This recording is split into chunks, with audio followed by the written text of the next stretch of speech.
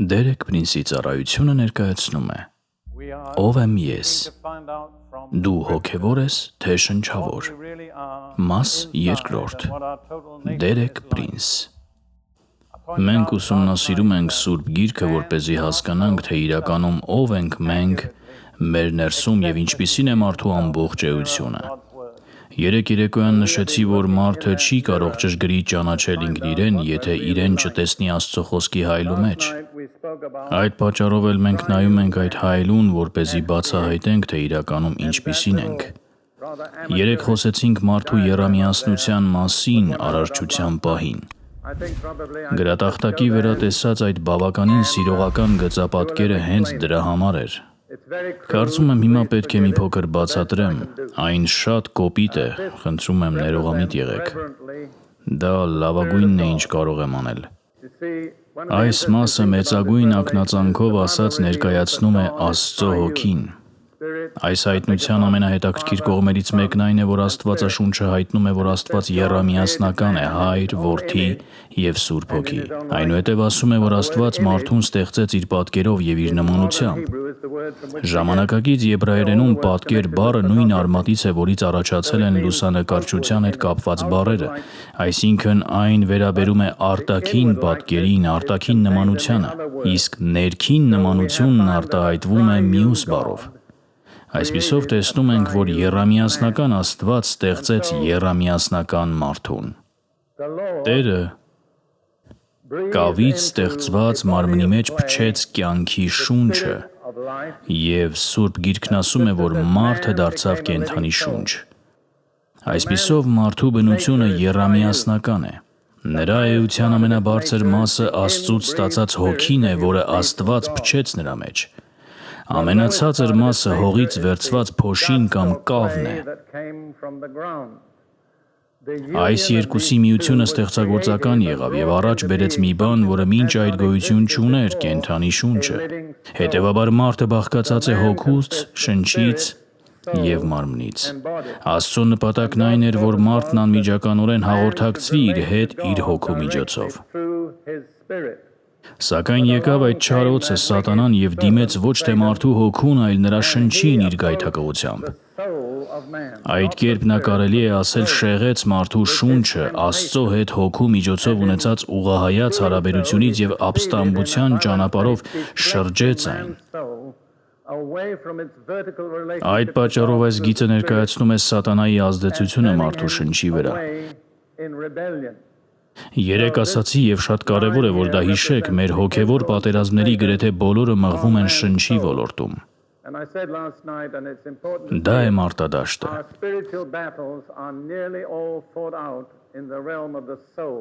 Այդպիսով Սատանան խզեց մարդու կապն Աստծո հոգու հետ, և Սուրբ Գիրքն ասում է, որ մարդը օտարացած է Աստծո կյանքից իր մեջ եղած տգիտության պատճառով։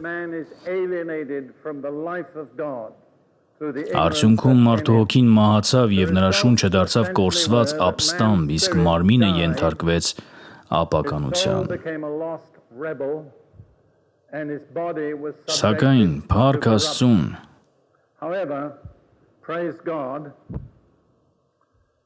իր ողորմությամբ Աստված չէր կարող մարդուն թողնել այդ վիճակում։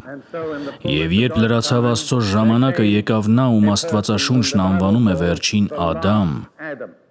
Հիսուս Նազովրեցին։ Նա վերջին չէր պատմական հերթականության իմաստով, այլ այն իմաստով, որ ամբողջ ադամական ցեղի ողջ մեղավոր ժառանգությունը եկավ նրա վրա։ Նա իր վրա վերցրեց ամբողջ մարդկության բոլոր հանցանքների և անհնազանդությունների լիակատար պատիժը և մահացավ որպես վերջին Ադամ։ Երբ նրան թաղեցին, այդ ամբողջ չար ժառանգությունն էլ թաղվեց նրա հետ, փակվեց և վերջ դրվեց դրան։ Իսկ երբ նա հարություն առավ, դարձավ երկրորդ մարդը, միանգամայն նոր տեսակի մարդ, մի ցեղի գլուխ, որը մինչ այդ երբեք գոյություն չէր ունեցել, որտեղ Աստված և մարդը միավորված են։ Կարելի է նույնիսկ այն անվանել Էմանուելի ցեղ։ Հարության կիրակի երեկոյան նա հայտնվեց իր վախեցած աշակերտներին, որոնք փակվել էին մի սենյակում, նրանց վրա փչեց և ասաց. «Ընդունեք Սուրբ Հոգին», կամ եթե բառացի թարգմանենք, «Ընդունեք Սուրբ Շունչը», Այդ կերպ որոշ իմաստով հին արարչությունը կրկնվեց նոր արարչության մեջ, այն նույն անձը, որ Եդեմի պարտեզում կյանքի շունչը փչեց կավե մարմնի մեջ, այժմ իր աշակերտների մեջ փչեց մի բոլորովին նոր կյանք, այնպիսի կյանք, որը հաղթել էր մեղքին, մահվանը, դժոխքին, գերեզմանին և սատանային։ Նրանք վերստին ծնվեցին։ Նրանք ընդունեցին կյանքի մի բոլորովին նոր տեսակ, նրանք մտան նոր կտակարանի փրկության մեջ։ Յուրաքանչյուր մարդ, որն իսկապես հավատում է Հիսուս Քրիստոսին, ունենում է դրան համապատասխան փորձառություն։ Քրիստոնյա չեն դառնում եկեղեցու անդամագրվելով, մկրտվելով կամ կնքվելով, կամ էլ որևէ ցուցակում անուն գրելով։ Քրիստոնյա դառնալու միակ ճանապարհը Հիսուսին անձամբ հանդիպելն է։ Նա ասաց. «Ես եմ դուռը, ով ինձանով մտնի, կփրկվի»։ Մենք նրան չենք հանդիպում ֆիզիկապես, այլ Սուրբ Հոգու միջոցով, և նա մեր մեջ փչում է ճիշտ այն նույն կյանքը, որը փչեց վերնատանը գտնվող աշակերտների մեջ։ Այդ ժամանակ մենք վերստին ծնվում ենք և մեր ներսում ստանում ենք մի կյանք, որին անհնար է հաղթել։ Երեկ երեկոյան ինչ-որ մեկն ինձ հարցրեց, թե ինչ բառեր էի օգտագործել այդ կյանքը նկարագրելու համար, կարծում եմ ասացի, որ այն աստվածային է։ Անապական,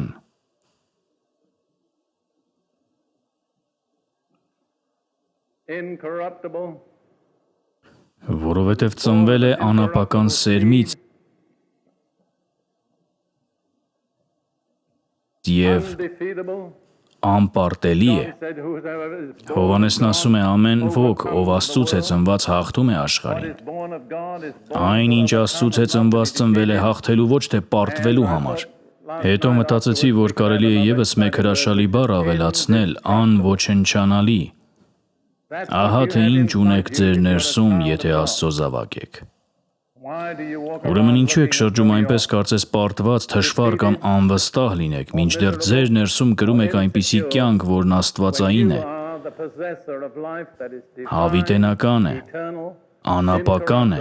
անպարտելի է և անոչնչանալի։ Ձեզանից ոմանց դեմքին էլ այս հայտնությունը պետք է արտահայտվի։ Շատ լավ։ Այս երեկո ցանկանում եմ խոսել մի թեմայի մասին, որի մասին շատ հազվադեպ է խոսվում։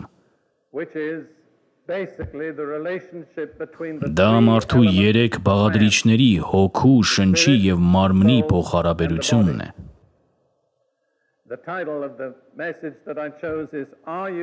Այս պատգամի համար ընտրել եմ հետևյալ վերնագիրը՝ «Դու հոգևոր մարդ ես, թե շնչավոր»։ Հուսով եմ այս դասի ավարտին այդ հարցը ձեզ համար լիովին հասկանալի կլինի։ Եկեք կրկին բացենք Եբրայեցիների 4-րդ գլխի 12-ը և ուշադիր լսենք, թե այնտեղ ինչ է ասվում Աստծո խոսքի մասին։ Կենդանի է Աստծո խոսքն ու ազդեցիկ և ամեն մի երկսայրի սրից առավել կտրուկ է։ Այն թափանցում է մինչև շնչի և հոգու, հոդերի և ողնածուծի բաժանումը, քննում է սրտի խոկումներն ու խորհուրդները։ Աստծո խոսքը ոչ միայն հայլի է, այլ նաև ռենտգեն է, որը թափանցում է մինչև մարդու ամենաներքին էությունը։ Այն տարբերում է մարդու երեք բաղադրիչները՝ հոգին, շունչը և մարմինը, որը խորհրդանշված է հոդերով և ծուծով։ Երեկ ասացի և հիմա կրկնում եմ, որ ես չեմ հավատում, թե հոգու և շնչի միջև տարբերությունը հնարավոր է ճանաչել որևէ այլ միջոցով բացի Աստծո խոսքից։ Աշխարհիկ հոգեբանությունը դրա համար ոչ մի միջոց չունի։ Կտեսնեք, որ աշխարհիկ հոգեբանության մեծ մասն ընդհանրապես չի գիտակցում մարդու հոգու գոյության և կարևորության փաստը։ Վերջերս մի շատ զարմանալի նամակ ստացա։ Այն ուղարկել էր Արևմտյան Բեռլինից մի գերմանացի հոգեբույժ։ Ես երբեք նրան չեմ հանդիպել, բայց ըստ երևույթին նա ռադիոհաղորդման ձայնագրության միջոցով լսել էր այս ուսուցումը։ Անկեղծ ասած չգիտեմ ինչպես, որովհետև չեմ կարծում, թե իմ հաղորդումը գերմաներեն է հեռարձակվում։ Ամեն դեպքում ահա թե ինչ է նա գրում։ Եվ հուսով եմ, որ ոչ ոքի չեմ վիրավորի, եթե ասեմ, որ եթե կարողանամ ես համոզել գերմանացի հոգեբույժին, հավանաբար կարող եմ համոզել գրեթե բոլորին։ Նրա նամակը թվագրված էր 1988 թվականի դեկտեմբերի 21-ով։ Սիրելի պարոն Պրինս, իմ կյանքում նման բան երբեք չէր պատահել։ Լսելով ձեր «Ինչ է մարդը» հաղորդումը, ես առաջին անգամ իմ քրիստոնեական կյանքում տեսա իմ հոգևոր Հանսին, կարծես աթոռի վրա բարձրացած, որը վերևից նայում էր իմ շնչավոր Հանսին, որի հուշարձանի նմանվող կերպարը կարծես փլվում էր։ Իմ վերածնված հոգևոր մասը, հոգևոր Հանսը այդ օրվանից շարունակել է ապրել և զորանալ Սուրբ Հոգու միջոցով։ Հետո նա մի շատ խորաթափանց միտք է գրում. Իմ շնչավոր Հանսը, հատկապես նրա մտավոր և զգացմունքային ոլորտները պետք է տարվեն խաչի մոտ։ Ամբողջ կյանքում ես փնտրել եմ Աստծո խոսքի հստակ և ամբողջական ներկայացում և Աստված հենց ձեզ է ընտրել, պարոն Պրինս, ինձ ճշմարտությունը բերելու համար։ Դուք կհասկանաք, որ իմ կյանքում տեղի ունեցած այս փոփոխությունը, այսինքն կրկին եռամիասնական մարդ դառնալը, պատրաստվում է հեղափոխել նույնիսկ իմ մասնագիտությունը։ Եվ իմ կյանքի մեջ առաջին անգամ նույնիսկ այժմ 45 տարեկան հասակում ես տեսնում եմ, որ հոգեբուժ դառնալն իսկապես իմաստ ուներ։ Հուսով եմ, որ այս ուսուցումը ձեզանից յուրաքանչյուրի կյանքում առնվազն նույնպիսի ազդեցություն կունենա։ Այժմ, երբ մարդը վերստին է ծնվում և նոր արարչություն է դառնում, տեղի է ունենում այն փոփոխությունը, որը կփորձեմ պատկերել։ Նախ սատանայի ազդեցությունը մարդու շնչի վրա խափանվում է։ Այնուհետև մարդու և Աստծո միջև եղած բաժանումը վերանում է։ Տեսնում եք, ահա թե ինչ է անում փրկությունը։ Այժմ ամփոփեմ փրկության կամ վերստին ծննդի ազդեցությունը մարդու տարբեր ոլորտների վրա։ Առաջինը, այն նոր կյանք է տալիս մարդու հոգուն։ Մարդը վերստին է ծնվում։ Նրա հոգին այլևս մեռած չէ հանցանքների և մեղքերի մեջ։ Երկրորդ, այն վերականգնում է հոգու հաղորդակցությունն Աստծո հետ։ Երրորդ, այն ազատում է շունչը սատանայի իշխանությունից։ Չորրորդ, այն վերականգնում է Աստծո նախնական կարգը, որը վերևից ներքև է։ Աստված մարդուն ստեղծել էր այնպես, որ առաջնորդվեր վերևից։ Աստծո հոգին պետք է ղեկավարեր մարդու հոգին, մարդու հոգին պետք է ղեկավարեր իր շունչը, իսկ շունչը մարմինը։ Այդպիսին էր Աստծո սահմանած կարգը, մեղքը խախտեց այն, իսկ նոր արարչությունը վերականգնեց։ Կրկնեմ ևս մեկ անգամ, Աստված իր հոգու միջոցով առաջնորդում է մարդու հոգին իր հետ միության մեջ։ Մարդու հոգին առաջնորդում է նրա շունչը, իսկ շունչը մարմինը։ Ես տեխնիկական մասնագետ չեմ, բայց կարելի է ասել, որ շունչը նման է փոխանցման տուփի, որի միջոցով հոգին մարմնին փոխանցում է իր կամքը։ Այսինքն մեր ներկա վիճակում հոգին մարմնին անմիջապես չի ղեկավարում, այլ դա անում է շնչի միջոցով։ Սուրբ գրքից դրա օրինակը կտեսնենք։ Բարի։ Այժմ ուզում եմ խոսել մարդու 3 բաղադրիչների գործառույթների մասին։ Նելդա, կկատարես քո ծառայությունը, կջնջես գրատախտակից ձախ կողմը և կթողնես աջը։ Մի փոքր ցավալի է ջնջել այդ գեղեցիկ բառերը, այնպես չէ։ Լավ, այժմ անցնենք հոգու գործառույթներին։ Նախ և առաջ հոգին գիտակցում է Աստծուն։ Շունչը գիտակցում է իրեն։ Մարմինը գիտակցում է աշխարհը։ Դրան դեռ կվերադառնանք։ Սա շատ կարևոր է, որովհետև երբ մարդն ամբողջությամբ կենտրոնացած է իր վրա, կարող եք վստահ լինել, որ նա ապրում է շնչի ոլորտում։ Իսկ հոգու ոլորտը մեզ ազատում է եսասիրությունից և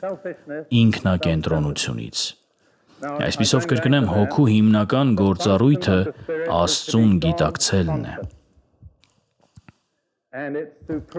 Հոգու գերագույն արտոնությունը Աստծո հետ միությունն ու հաղորդակցությունն է։ Մարդու հոգին անմիջականորեն միավորվելու արտոնություն ունի Աստծո հետ։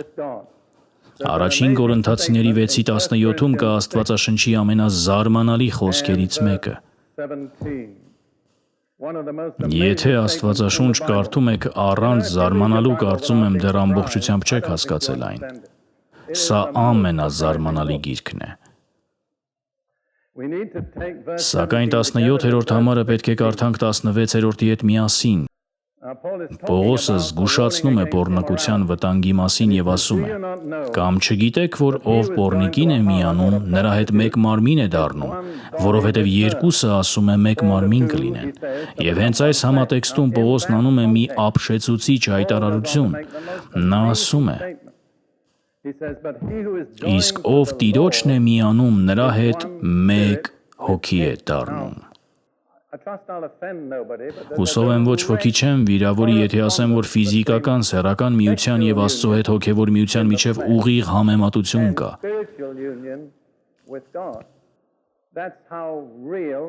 Այդքան իրական է այդ միությունը։ Ինչպես տղամարդը կարող է ֆիզիկապես միանալ կնոջը, նույնքան իրական ձևով մարդու հոգին կարող է հոգեվորապես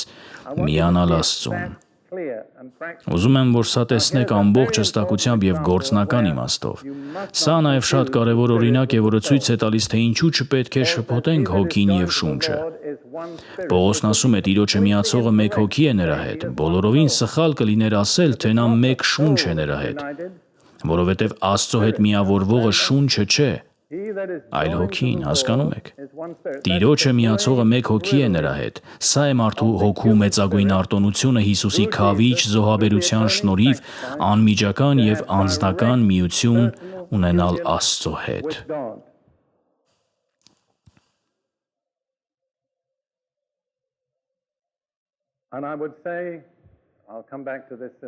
Այս թեմային դեռ կվերադառնամ, բայց մինչ այդ մի հարց տամ ձեզ։ Մեկ բառով, ո՞րն է այն գործունեությունը, որի միջոցով մենք միավորվում ենք Աստծո հետ։ Երկրպագությունը, ճիշտ է։ Ահա թե ինչու եմ հավատում, որ երկրպագությունը մարդու ամենաբարձր գործունեությունն է։ Եթե երկրպագությանը այդպես չեք նայում, չեմ կարծում, թե ամբողջությամբ հասկանում եք դրա էությունը։ Տեսնում եք նաև, թե որքան ստեղծագործող ուժ ունի երկրպագությունը։ Ինչպես ֆիզիկական միությունը կյանք է ծնում, նույն կերպ հոգևոր միությունն էլ ստեղծագործող է։ Ես չեմ հավատում, որ եկեղեցին երբևէ իսկապես պտղաբեր կլինի, մինչև չսովորի երկրպագել։ Երկրպագության միջոցով ենք միավորվում Աստծո հոգու հետ եւ հենց երկրպագությունից է ծնվում իսկական ստեղծագործությունը։ Հոգին լինելով Աստծո հետ անմիջական հաղորդակցության մեջ վերարտադրում է Աստծո վերաբերմունքն ու արձագանքը։ Այն չպետք է առաջնորդվի ներքևից, այլ պետք է առաջնորդվի վերևից։ Դրա երկու օրինակ կբերեմ Հիսուսից եւ Պողոսից։ Ավետարաններում 3 անգամ ասվում է Հիսուսի մասին։ Նա հառաչեց հոգով, ուրախացավ հոգով եւ տրտմեց հոգով Ղազարոսի գերեզմանի մոտ։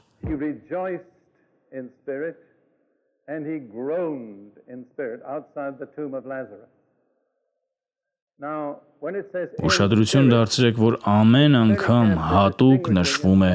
հոգով։ Սուրբ Գիրքը շատ հստակ տարբերակում է դաշնչից։ Հիսուսը յուրաքանչյուր իրավիճակում արտահայտեց հենց Աստծո վերաբերմունքն ու արձագանքը։ Նրա հառաչանքը Աստծո հառաչանքն էր խուլ ու համրի նկատմամբ։ Նրա ուրախությունը Աստծո ուրախությունն էր այն պարզ ու մանկական մարդկանց համար, ովքեր ընդունեցին ավետարանը։ Իսկ նրա հեծկլտանքն Աստծո ցավն էր Ղազարոսի մահվան ողբերգության հանդեպ։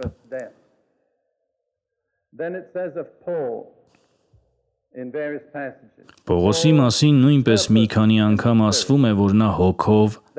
որոշեց։ Սա նշանակում է, որ Աստծո նպատակն այնքան էր միացել նրա հոգուն, որ դարձել էր նրա սեփական նպատակը, հասկանում եք։ Մենք էլ պետք է ինքներս մեզ հարցնենք, երբ որոշումներ եմ կայացնում, դրանք իմ հոգով եմ կայացնում, թե մարմնով։ Պողոսն ասում է, որ իր որոշումները մարմնավոր չեն, որպեսզի իր մոտ միաժամանակ այոն ու ոչը չլինեն։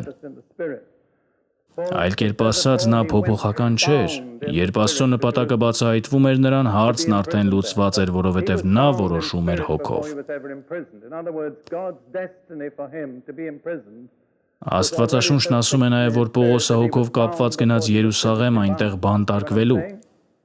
Նա դեռ չէր բանտարկվել, բայց արդեն հոգով կապված էր, այսինքն Աստծո կամքն այնքան խորն էր հաստատվել նրա հոգու մեջ, որ նա հոգևորապես կապված էր նախքան ֆիզիկապես շղթայվելը։ Հռոմեացիների 1:9 Պողոսն ասում է, որ ծառայում է Աստծուն իր հոգով։ Երեք հիշատակեցի, որ մի ժամանակ Աստվածաշնչյան դպրոցում դասավանդում էի մի դասագրքով, որն ընդհանրապես տարբերություն չէր դնում հոգու և շնչի միջև։ Արդյունքում գրեթե ամբողջ ժամանակս անցկացնում էի դասագրքի հետ վիճելով և կարծում եմ խեղճ ուսանողները լրիվ շփոթվել էին։ Մի օր նրանց հարցրեցի, կփոխվեր արդյոք իմաստը, եթե Պողոսն ասեր ես ծառայում եմ Աստծուն իմ շնչով։ Իմ պատասխանը բացարձակապես այո։ Բայց դուք ինքներդ մտածեք դրա մասին։ Կարծում եմ շատ մարդիկ իրականում Աստծուն ծառայում են ոչ թե հոգով, այլ շնչով։ Մի փոքր հետո կխոսենք շնչի գործառույթների մասին։ Հուսով եմ արդեն տեսնում եք, որ այս տարբերությունները զուտ տեսական չեն։ Դրանք ամբողջովին գործնական են։ Եթե հասկանաք և կիրառեք դրանք կարող են արմատապես փոխել ձեզանից շատերի կյանքը։ Այժմ անցնենք շնչի գործառույթներին։ Ինչպես արդեն ասացի, շունչը գիտակցում է իրեն։ Որոշ իմաստով այն կենտրոնացած է իր վրա։ Իհարկե, պետք է այդպես լինի։ Կարծում եմ փիլիսոփա Դեկարտն էր, որ ասաց մտածում եմ, ուրեմն գոյություն ունեմ։ Սա բնորոշ էր փիլիսոփային։ Նա նախ պետք է ապացուցեր ինքն իրեն, որ գոյություն ունի, բայց իրականում նա խոսում էր շնչի ոլորտի մասին։ Նա գիտեր, որ իր շունչն իրական է, որովհետև մտածում էր։ Ինչպես տեսնում եք, ես շունչը բաժանել եմ 3 մասի։ Սա իրականում իմ ուսմունքը չէ։ Ես այն վերցրել եմ մեկ ուրիշից, բայց կարծում եմ, որ ճիշտ է։ Այդ 3 ոլորտներն են կամքը,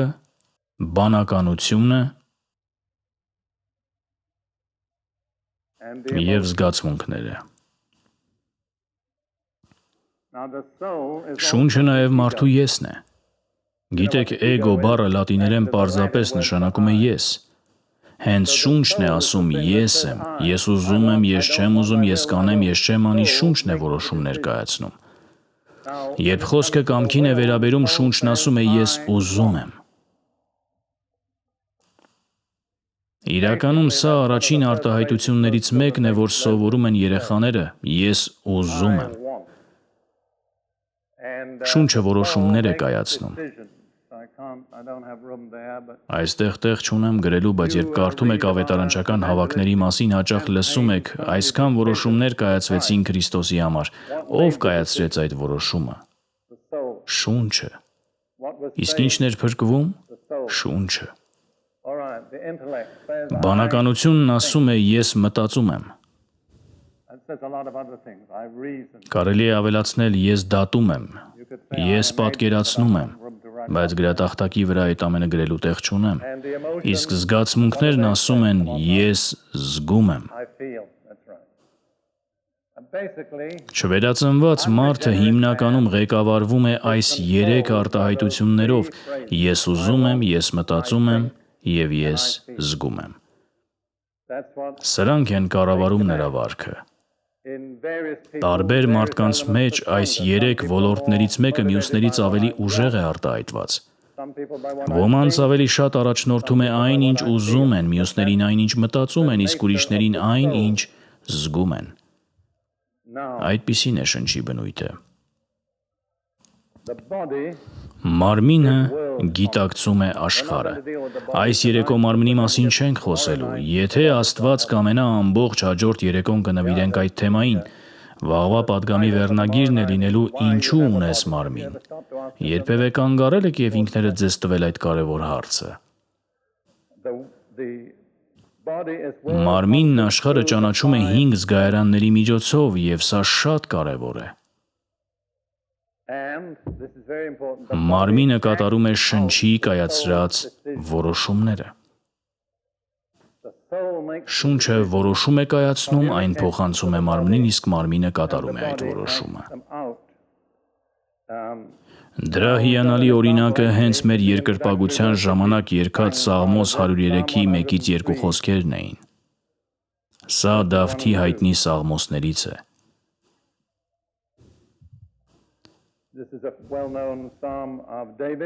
Օրհնիր Տիրոջը, ով իմ անձ,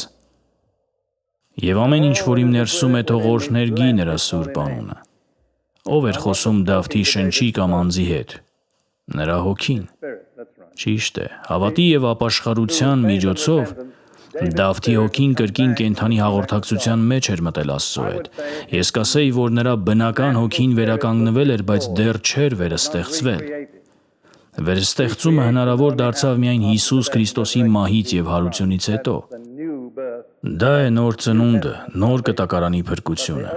Սակայն հին կտակարանի սրբերն ու մարգարեները հավատքի միջոցով կրկին մտնում էին այնպիսի հարաբերության մեջ, որտեղ նրանց հոգին կենդանանում էր և վերականգնում Աստծո հետ կենդանի հաղորդակցությունը։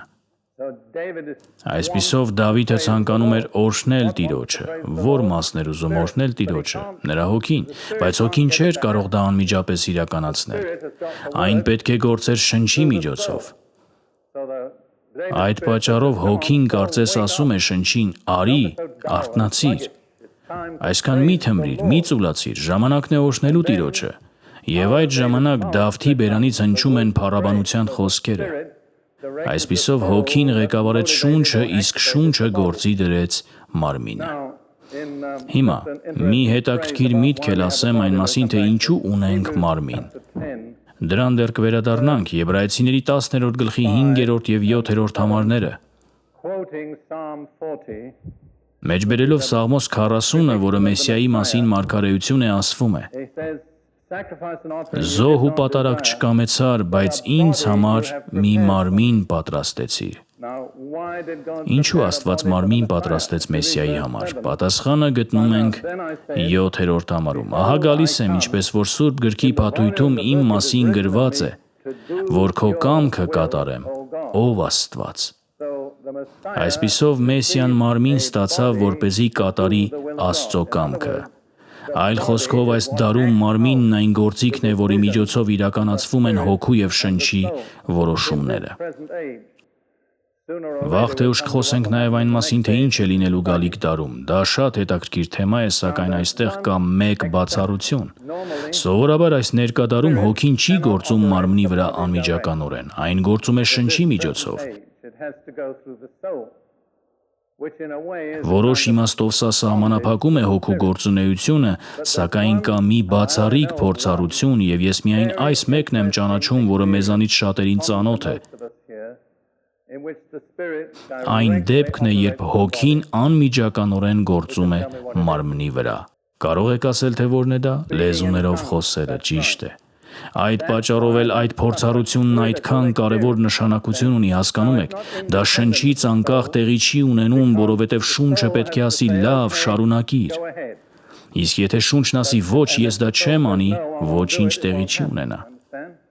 Հասկանում եք, բայց հենց որ շունչն ասում է լավ, շարունակիր, այն մի կողմ է քաշվում և հոգին սկսում է ղեկավարել լեզուն։ Այդ ժամանակ լեզուն անում է ճիշտ այն, ինչ հոգին է ուզում։ Եվ թույլ տվեք ասել, երբ լեզուներով եք խոսում, երբեք ոչ մի սխալ բառ չեք ասի, երբեք։ Դուք երբեք չեք ասի որևէ բան, որը չի փառավորում Աստծուն։ Դավիթն ասում է, որ ձեր լեզուն ձեր փառքն է։ Այն ձեզ տրված է գերագույն նպատակի համար, Աստծուն փառավորելու համար։ Եվ երբ Սուրբ Հոգին ղեկավարում է ձեր հոգին, իսկ ձեր հոգին ձեր լեզուն, այդ ամբողջ ընթացքում ձեր լեզուն անում է այն, ինչի համար ստեղծվել է։ Կարծում եմ հենց դրա համար լեզուներով խոսելու փորձառությունն այդքան բացառիկ նշանակություն ունի։ Որքանով ես հասկանում եմ, սա այս ներկա դարում միակ դեպքն է, երբ ձեր հոգին անմիջականորեն ղեկավարում է ձեր մարմինը։ Հնարավոր է կան նաև այլ գերբնական փորձառություններ, որոնք ունենում են որոշ շատ հատուկ մարդիկ, բայց սա այն փորձառությունն է, որը փառք Աստծուն հասանելի է մեզ բոլորիս։ Հիշում եմ այն առաջին անգամը, երբ լեզուներով խոսելու փորձառություն ունեցա։ Ես փնտրում էի, շարունակ փնտրում էի մի բան, որը կարող էր բավարարել ինձ։ Փորձեցի բարձր մշակույթը, բալետ, օպերա, ճանապարհորդություններ։ Փորձեցի նաև ցածր մշակույթի ամենատարբեր բաները։ Եվ չեմ ասի, թե որքան ցածր իջա։ Ես ամեն ինչ փորձեցի, բայց որքան ավելի շատ էի փորձում, այնքան ավելի էի ծարավում։ Չգիտեի ինչի էի ծարավ, բայց այն պահին, երբ Սուրբ Հոգին եկավ, ասացի՝ սա այն է, ինչի կարիքը ես ունեի։ Գիտեք, թե հետո ինչ ասացի։ Ասացի՝ ինչու են այն բոլոր տարիներին, երբ եկեղեցի էի գնում, ինձ այս մասին ոչ ոք չէր ասել։ Բայց հիմա այդ հարցով չզբաղվենք։ Ես փառք եմ տալիս Աստծուն լեզուներով խոսելու համար։ Իմ առաջին կինը Լիդիան, որն այժմ Տիրոջ հետ է, իսկական Տիրոջ մարտիկ էր։ Նա Դանիայում ընդունեց Սուրբ Հոգով մկրտությունը մի ժամանակ, երբ դա շատ անընդունելի եւ ոչ նորաձև էր համարվում։ Իրականում նա Դանիայի պետական դպրոցում ուսուցչուհի էր եւ նրա դեպքն այնքան արտասովոր էր, որ հարցը հասավ Դանիայի խորհրդարան, որպեսզի հասկանան, թե կարող է արդյոք լեզուներով խոսող ուսուցչուհին շարունակել աշխատել պետական դպրոցում։ Պատասխանը այո էր, փառք Աստծուն։ Այնուամենայնիվ նա հրաժարական տվեց եւ փոխարենը գնաց Երուսաղեմ։ Սա ասում եմ այն պատճառով, որ կարծում եմ նրա երկար կյանքի ընթացքում հազիվ թե որևէ օր անցներ առանց նրա ասելու շնորհակալություն Աստված լեզուներով խոսելու համար։ Նա վայելեց այդ պարգևը մինչև իր կյանքի վերջին օրը։ Նա համարում էր, որ դա գուցե իր ամբողջ փորձառության ամենաբարձր արտոնությունն էր։ Ուստի երբեք մի թերագնահատեք լեզուներով խոսելը, երբեք թույլ մի տվեք, որ այն սովորական դառնա ձեզ համար։ Այն եզակի է։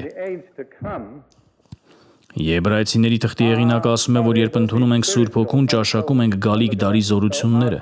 Մի փոքր հետո դրան կվերադառնամ, բայց ինչպես ես եմ հասկանում, գալիք դարում մեր մարմինը լինելու է հոգևոր, ոչ թե շնչավոր։ Մեր հոգին անմիջականորեն ղեկավարելու է մեր մարմինը։ Այլևս ստիպված չենք լինելու համոզել մեր շնչին, որ ինչ-որ բան անի։ Հասկանում եք, թե ինչ եմ ասում։ Սակայն մինչ այդ ես եւ դուք ունենք դրա նախաճաշակումը, եւ պատճառներից մեկը, թե ինչու Աստված մեզ տվել է այն ճաշակելու հնարավորությունը, այն է, որ կորցնենք ներկա աշխարհի հանդեպ մեր փափագը։ Այժմ, եթե մեր օգնականը, այսինքն Նելդան Մակրի գրատախտակը մի փոքր հետո նաև կնոջս կկանչեմ իր ծառայության համար։ Իսկ հիմա անցնենք 3 ոլորտների համեմատական գործունեություններին։ Այո, քանի որ գրատախտակի վրա տեղ չկա, մենք պետք է նախորդ գրառումը ջնջենք։ Դուք պետք է սա հիշեք եւ մտապահեք։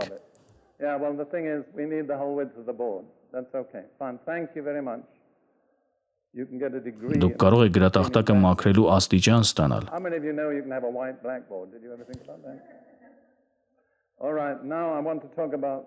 Բարի, հիմա անցնենք 3 ոլորտների համեմատական գործունեություններին։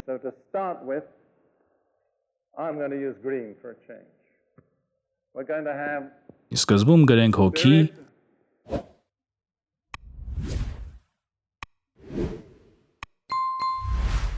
շունչ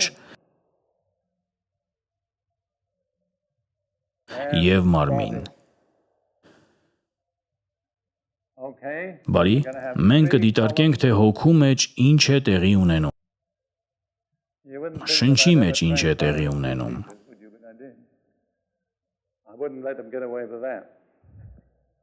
Եվ մարմնի մեջ ինչ համապատասխան գործողություն է տեղի ունենում։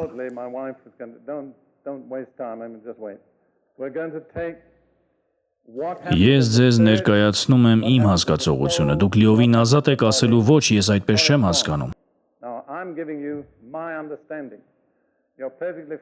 Իմ նպատակն իրականում միայն ձեր մտածողությունը խթանելն է, ինձ չի մտահոգում ձեզ իմ պատասխանի մեջ համոզելը, ուզում եմ, որ հարցը ինքներդ քննեք։ Ուրեմն սիրելիս հոգու տակ գրիր երկրպագություն, օգտագործիր կապույտը։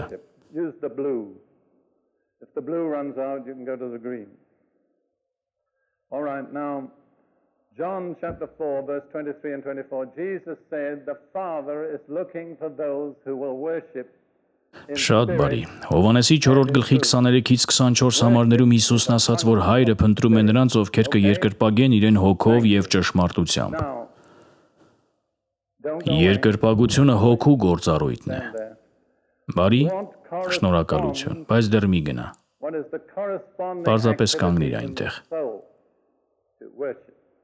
Իսկ շնչի մեջ ո՞ր գործունեությունն է համապատասխանում երկրպագությանը։ Աղոթքը վատ պատասխան չէ, բայց աղոթքը շատ ընդգրկուն հասկացություն է, ճիշտ պատասխանը փառաբանությունն է։ Հիշեք կույս Մարիամի խոսքերը. «Իմ շունչը մեծարում է Տիրոջը և իմ հոգին ցնծում է Աստծով իմ փրկչով»։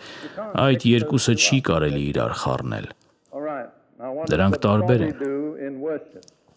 Իսկ մարմինը ինչ է անում երկրպագության ժամանակ։ Երգում է։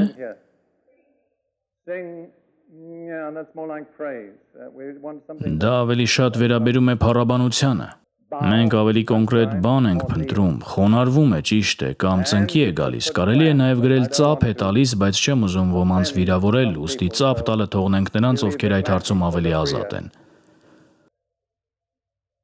Տեսնում եք։ Շատ բարի։ Այսպիսով հոգով մենք երկրպագում ենք, շնչով փառաբանում ենք, իսկ մարմնով ծնկի ենք գալիս կամ խոնարհվում։ Կարող ենք նաև երեսնիվայր ընկնել, ծափ տալ կամ ձեռքերը բարձրացնել։ Իրականում, քանի որ մենք ամբողջական մարդկային արարածներ ենք, մեր ամբողջ էությունը պետք է պատշաճ կերպով մասնակցի երկրպագությանը։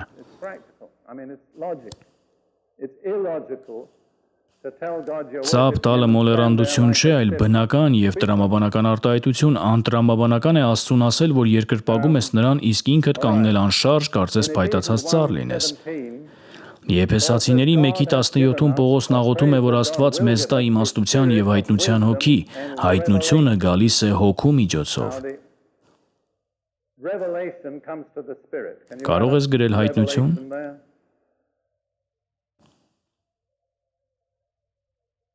Հայտնությունը մի բան է, որը բխում է Աստծո հոգուց քո հոգու մեջ, այն չի ստացվում շնչի միջոցով։ Շունչն այստեղ ոչինչ չի որոշում։ Իսկ շնչի ոլորտում ո՞րն է համապատասխանում հայտնությանը։ Հնարավոր են տարբեր պատասխաններ, բայց ես կօգնեմ ձեզ։ Խոսելը չափազանց ընդհանուր պատասխան է։ Ես կգրեի վարդապետություն կամ նույն իմաստով աստվածաբանություն։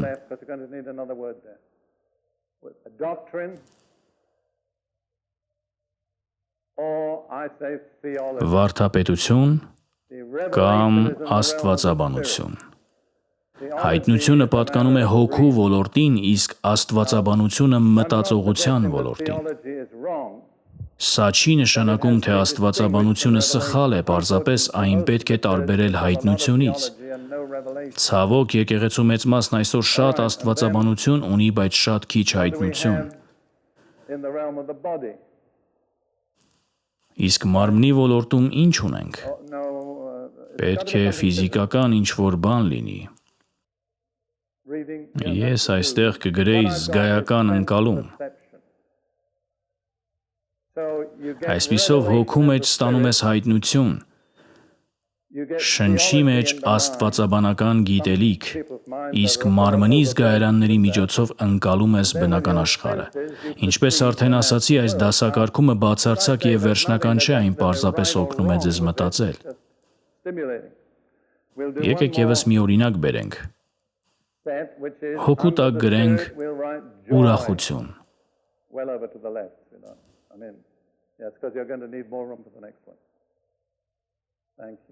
Շնորհակալ եմ։ Իսկական ուրախությունն իր էությամբ հոգու պտուղ է, հասկանում եք։ Իհարկե, այս բառերը երբեմն տարբեր իմաստներով են օգտագործվում, բայց ես հիմա դրանք այսպես եմ տարբերակում։ Իսկ իմ լեզվով ասած շնչի ոլորտում ուրախությանը համապատասխանողը ո՞րն է։ Երջանկությունը, ճիշտ է։ Ուրախությունը կախված է միայն Աստծուց, իսկ Աստված երբեք չի փոխվում։ Հետևաբար մենք երբեք պատճառ չունենք զրկվելու ուրախությունից։ Բայց երջանկությունը կախված է իրավիճակներից ու հանգամանքներից, առողջությունից, ֆինանսական վիճակից, նրանից, թե ինչպես է ամուսինը կամ կինը վերաբերվում քեզ և բազմաթիվ այլ գործոններից։ Այն անընդհատ փոփոխվում է։ Սաղմոս 43:4-ում Դավիթն ասում է. «Ես դեպի Աստծո սեղանը կգնամ իմ ուրախության և ցնծության Աստծուն մոտիկ»։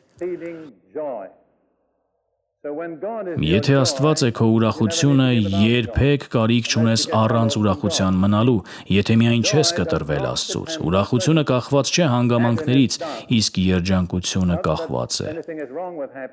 Սա չի նշանակում, թե երջանկությունը վատ բան է։ Ես էլ եմ սիրում երջանկությունը, բայց չենք կարող ակնկալել, որ մշտապես երջանիկ կլինենք։ Իսկ մարմնի ոլորտում ի՞նչն է համապատասխանում դրան։ Հաճույքը, ճիշտ է։ Կրկնում եմ, այս բաժանումները կարելի է որոշ չափով փոփոխել։ Իմ նպատակը միայն ձեր մտածողությունը խթանելն է, որպեսզի սկսեք տարբերել հոգին, շունչը և մարմինը։ Հասկանում եք, թե ինչ եմ փորձում անել, սակայն այստեղ մի շատ կարևոր պայման կա։ Սիրելիս, դու կարող ես նստել, շնորհակալ եմ։ Մատթեոսի 16:24-25-ում կարդում ենք.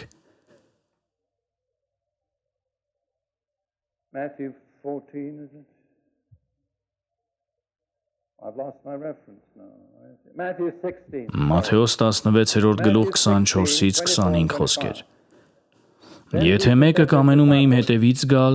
թող ուրանա ինքն իրեն, վերցնի իր խաչը և գա իմ հետևից։ Որովհետև ով ուզենա փրկել իր կյանքը կկորցնի այն, իսկ ով իր կյանքը կորցնի ինձ համար, կգտնի այն։ Այստեղ կյանք թարգմանված բառը հունարեն փսյուխե բառն է, որը նշանակում է շունչ։ Այսպիսով Հիսուսին հետևելու համար պետք է 3 բան անել։ Նախ ուրանալ սեփական անձը, այսինքն քո շունչը, հետո վերցնել քո խաչը և միայն դրանից հետո հետևել նրան։ Եթե չուրանաս քեզ և չվերցնես քո խաչը, անհնար է հետևել Հիսուսին։ Չգիտեմ, թե հավիտենության մեջ ինչ կլինի քեզ հետ, բայց այս կյանքում դու չես կարող հետևել Հիսուսին, եթե նախ այդ 2 քայլերը չանես։ Ինչ է նշանակում ուրանալ։ Նշանակում է ոչ ասել։ Ուրեմն ինչպես ես ուրանում քո շունչը, շնչիդ ասում ես ոչ։ Շունչն ասում է ես ուզում եմ, դու պատասխանում ես կարևորն այն չէ, թե դու ինչ ես ուզում, այլ այն, թե որն է Աստծո կամքը։ Շունչն ասում է ես մտածում եմ։ Դու ասում ես կարևորն այն չէ, դու ինչ ես մտածում, այլ այն, ինչ ասում է Աստծո խոսքը։ Շունչն ասում է ես զգում եմ, դու ասում ես կարևորն այն չէ, թե ինչ ես դու զգում, այլ այն, ինչ թե ինչ է ասում Սուրբ Հոգին։ Տեսնում եք, այսպիսով Հիսուսին հետևելու համար պետք է ոչ ասել ես ուզում եմ, ոչ ասել ես մտածում եմ, ոչ ասել ես զգում եմ արտահայտություններին։ Բազմաթիվ մարդիկ անկեղծորեն փորձում են հետևել Հիսուսին, բայց չեն կարողանում, որովհետև երբեք չեն սովորել ոչ ասել իրենց շնչին։ Նրանց շունչը շարունակում է թելադրել, թե ինչպես ապրեն։ Անհնար է միաժամանակ ապրել Քրիստոսի և սեփական շնչի համար։ Դու պետք է կորցնես քո շունչը, որպեսզի կարողանաս հետևել նրան, բայց Հիսուսն ասում է, որ երբ կորցնում ես քո շունչը կամ անձը, իրականում գտնում ես այն։ Եվ թույլ տվեք ասել ձեզ, Աստծո հետ սակարկել հնարավոր չէ։ Դուք չեք կարող ասել Աստված, ես պատրաստ եմ հրաժարվել այս բանից, եթե նախ ասես, թե դրա փոխարեն ինչ եմ ստանալու։ Ոչ։ Աստված ասում է նախ հրաժարվիր, հետո կիմանաս, թե ինչ ես ստանալու դրա փոխարեն։ Կարծում եմ, սա քրիստոնյաների մեծ մասի կյանքի ամենավճռորոշ կետերից մեկն է՝ ուրանալ սեփական անձը և ոչ ասել այն ամենին, ինչ ուզում ես, ինչ մտածում ես և ինչ զգում ես։ Հիմա այժմ մտովի վերադարձեք այն գծապատկերին։ Չեմ ուզում նորից նկարել այն գրատախտակին։ Հիշում եք, թե ինչ տեղի ունեցավ։ Եկավ Սատանան ազդեց մարդու շնչի վրա և խզեց նրա հոգու կապը Աստծո հոգու հետ։ Այնուհետև նոր արարչությունը վերացրեց սատանայի ազդեցությունը շնչի վրա և վերականգնեց մարդու հոգու հարաբերությունը Աստծո հոգու հետ։ Բայց պատկերացրեք, որ մարդը չի պահպանում այդ հարաբերությունն Աստծո հոգու հետ։ Նրա շունչը կրկին ապստամբությամբ շրջվում է դեպի սատանան և արձագանքում նրա ներշնչումներին։ Ձեզանից քանիսը գիտեն, որ սատանան առաջին անհաջող փորձից հետո չի հանձնվում։ Նա շատ հեռու չի գնում, նա սպասում է հաջորդ հնարավորությանը, որպեսզի նորից ինչ-որ բան ներմուծի ձեր շնչի մեջ։ Այսպիսով պատկերացրեք, որ մարդը վերստին ծնվել է, բայց հետո սեփական կամքի եւ ապստամբության պատճառով հեռանում է Աստծուց։ Կարող է դա պատահել։ Այո, ցավոք, կարող է։ Այդ ժամանակ այդ մարդը դառնում է շնչավոր։ Սա մի բառ է, որը ցավոք անգլերեն Աստվածաշնչում չունենք։ Դա իսկապես մեծ կորուստ է։ Չգիտեմ, այստեղ սկանդինավցիներ կան, բայց դանիերենում, շվեդերենում եւ նորվեգերենում կա համապատասխան բառ, որը նշանակում է շնչավոր, եւ մենք դրա խիստ կարիքն ունենք։ Թույլ տվեք բացատրել, թե ինչ նկատի ունեմ։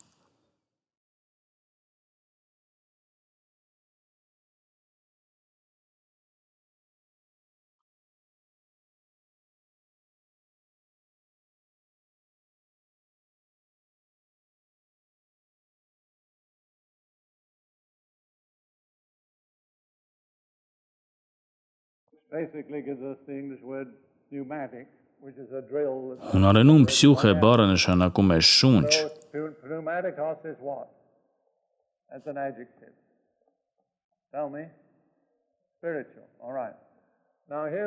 Այդ բառից կազմված ածականը փսյուխիկոսն է։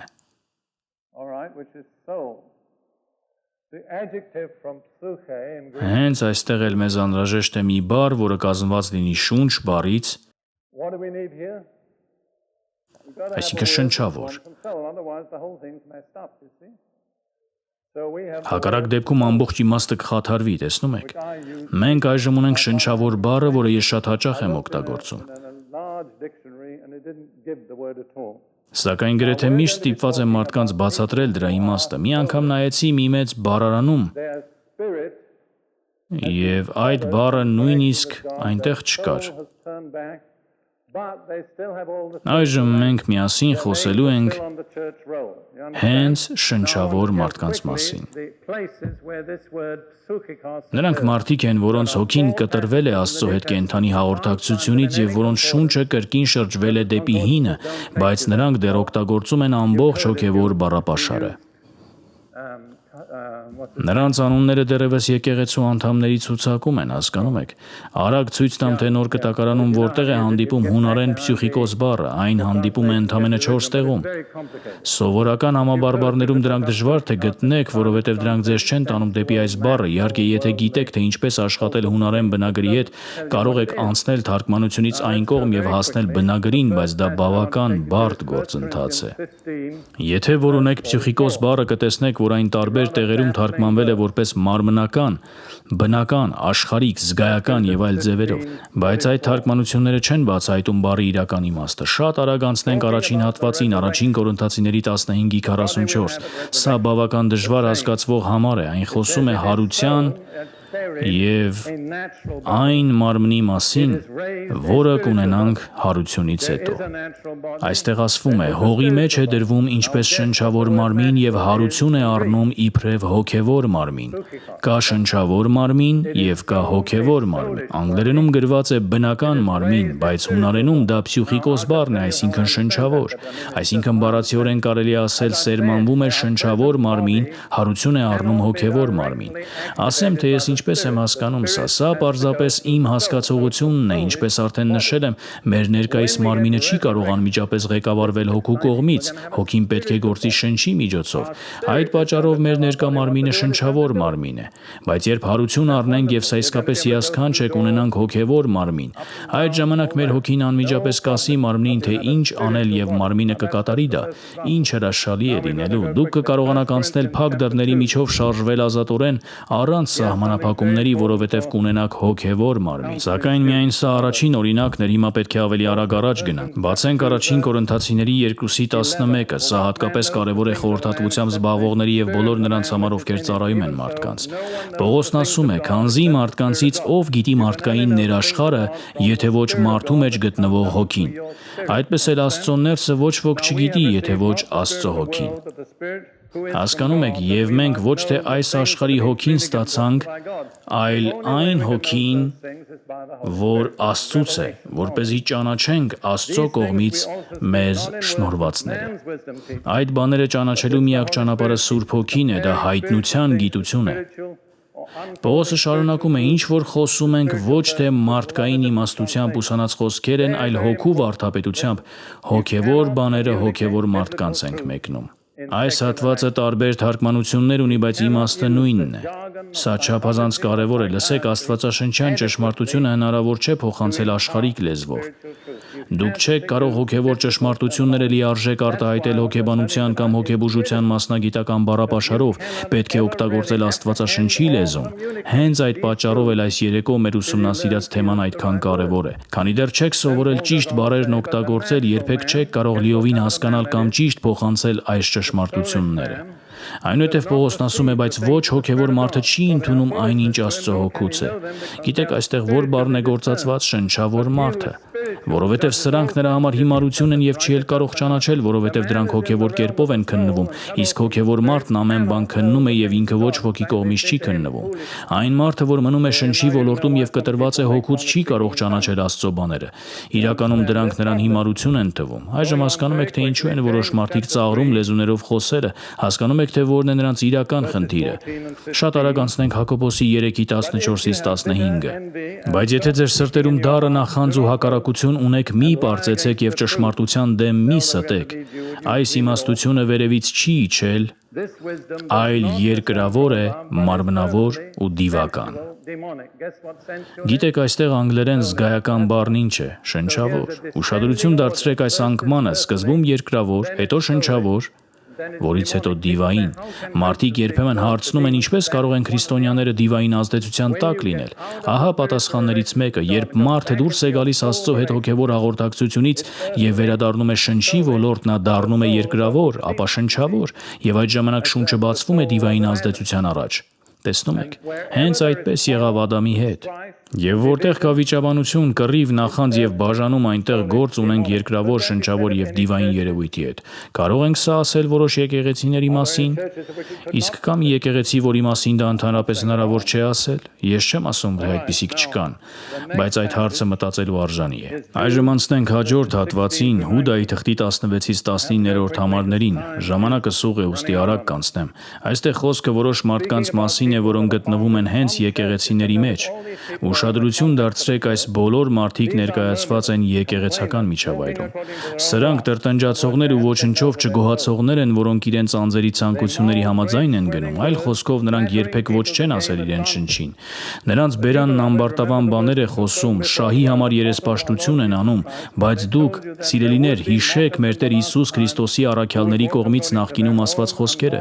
որովհետև ասում էին ձեզ, թե վերջին ժամանակներում ծաղրող մարդիկ կլինեն, որոնք իրենց ամբարիշտ ցանկությունների հետևից կգնան։ Սրանք են, որ ջոկում հեռացնում են իրենց, շնչավորներ, որ հոգին չունեն։ Գիտեք, այստեղ որ բառն ինչ է։ Շնչավոր։ Այսպիսով ովքեր են բաժանումներ առաջացնում եկեղեցում։ Շնչավոր մարդիկ։ Հասկանում եք, թե որքան կարևոր է սովորել տարբերել դրանք, պետք է կարողանանք տարբերել հոգևորը եւ շնչավորը։ Իմ անձնական դիտարկումն այն է, որ քրիստոնյաների մեծ մասը չի կարողանում այդ տարբերությունը տեսնել։ Նրանք անընդհատ խաբվում են այն ամենից, ինչը շնչավոր է, բայց ներկայանում է որպես հոգևոր։ Կարծում եմ, շնչավոր մարդու գլխավոր գործունեությունն իրականի փոխարեն կեղծ փոխարինիչը ստեղծելն է։ Այժմ շատ արագ դիտարկենք այդպիսի մի քանի փոխարինիչներ։ Մի քանի րոպե է մեզ մնացել։ Ձեր շունչը պահեք։ Ոչ, իհարկե նման բան չանեք։ Պարզապես ինձ հետ եղեք։ Կրկին նշեմ, որ սա ամբողջովին իմ անձնական ընկալումն է։ Ես պարզապես ներկայացնում եմ, թե ինչպես եմ հասկանում այս հարցը։ Ես կնշեմ մի քանի իսկապես հոգևոր արժեքներ, իսկ դուք փորձեք մտածել, թե դրանց շնչավոր փոխարինիչը որն է։ Նախ երկրպագությունը։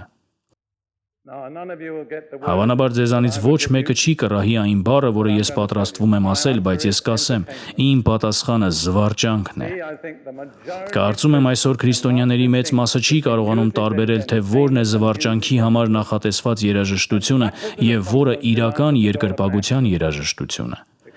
Եվ այս հարցում պատասխանատվության մեծ մասն ընկնում է Նեշվիլ քաղաքի վրա, որովհետև փող աշխատելու նպատակով այնտեղ հոգևոր երաժշտությունն այնքան են առևտրայնացրել, որ մարդիկ այն սկսել են ընկալել որպես զվարճանքի միջոց։ Երկրպագությունը զվարճանք չէ, զվարճանքը նշանակում է մի բան ստանալ քեզ համար, իսկ երկրպագությունը նշանակում է տալ Աստծուն, հասկանում եք։ Հաջորդը հոգևոր զանազանությունը, տարբերելու կարողությունը։ Դրա շնչավոր փոխարինիչը ո՞րն է։ Շատերդ կարող եք պատասխանել, այն սկսվում է Ք քննադատությունը, ճիշտ է, շնչավոր մարդիկ քննադատում են։ Հաջորդը հանդիմանությունը, վստահ եմ մարդկանց մեծ մասը սա չէր կռահի։ Սա այն թեմաներից է, որի վերաբերյալ ես շատ հաստատուն համոզմունք ունեմ։ Իմ պատասխանը մեղավորության զգացումն է։ Ես համոզված եմ, որ Սուրբ Հոգին երբեք մարդուն մեղավորության զգացում չի ներշնչում։ Նա կհանդիմանի մեղքի համար, ցույց կտա, թե ինչ է սխալ արել, կկանչի ապաշխարության, եւ երբ ապաշխարես, հարցը վերջացած է։ Ես սովորել եմ չափազանց զգուշանալ այն մարդկանցից, ովքեր ինձ մեղավորության զգացում են պատճառում, որովհետև շատ հաճախ նրանք պարզապես փորձում են ինձ մանիպուլացնել։ Մեղավորության զգացման հետ կապված խնդիրն այն է, որ այն երբեք չի ավարտվում։ Արդյոք բավարար չափով արեցի։ Գուցե պետք էր ավելին անեի, եւ ինչու այդպես ասացի։ Այն երբեք հանգուցալուծում չի ստանում, հասկանում եք։ Հաջորդը կարեկցանքը, իմ եզրաբանությամբ դրա կեղծ փոխարինիչը խղճահարությունն է։ Շատ մարդիկ ուզում են, որ իրենց խղճան, բայց իրական կարեկցանք չեն զգում։ Տեսնում եք, կարեկցանքը զորություն ունի, այն ասում է փոխվիր։ Հաջորդը հայտնությունը։ Պետք է ասեմ, որ սա նույնպես շատ անձնական դիտարկում է հիմնված իմ սեփական փորձառությունների վրա։ Հնարավոր է դուք նույն փորձառությունները չեք ունեցել։ Ես այստեղ մի բառ կգրեմ, որը դժվար թե որևէ մեկը մտածեր։ Մանիպուլյացիա։ Ես նման իրավիճակներ հաճախ եմ պատկերացնում, օրինակ դու մասնակցում ես մի ժողովի եւ քարոզիչն ասում է. այսօր այստեղ 10 մարդ կա, որոնցից յուրաքանչյուրը $1000 է նվիրաբերելու։ Հարց է առաջանում, արդյոք սա հայտնություն է։ Հնարավոր է, բայց եթե հայտնություն չէ, ապա ինչ է։ Մանիպուլյացիա։ Ճիշտ է, շվեյցարացի մի գործարար ընկեր ունեմ, որը եղել է այստեղ, մի անգամ նա մասնակցել էր նման ժողովի։ Այդ խոսքերից հետո $1000 էր տվել, տուն էր վերադառնում եւ ամբողջ ճանապարհին ինքն իրեն մեղադրում էր, որովհետեւ հասկացել էր, որ իրեն մանիպուլացրել էին։ Կինն էլ ասաց նրան, եթե ես քեզ հետ այդպես վարվեի, դու շատ կբարկանայիր ինձ վրա։ Տեսնում եք, իմ նպատակը պարզապես այն է, որ դուք սկսեք տեսնել տարբերությունը։ Ես չեմ ուզում, որ պարտադիր ընդունեք իմ եզրաբանությունը։ Ուզում եմ, որ հասկանաք, որ ձեր հոգևոր գոյատևման համար կենսական նշանակություն ունի տարբերել հոգևորը շնչավորից։ Եվ վերջապես, ո՞րն է իրական վերջնական փորձաքարը, ինչպես կարող եք ճանաչել նրանց պտուղներով։ Եկեք կարդանք Մատթեոսի 7-րդ գլուխը, հիմա պետք է ավարտենք, վաղը ես կավարտեմ այս ուսուցումը, որի վերնագիրն է լինելու ինչպես լինել հոգևոր եւ ոչ թե շնչավոր։ Այսօր արդեն բավական հեռուն են գնացել եւ չեմ կարող շարունակել, վաղը նախ կարճ ամփոփում կանեմ։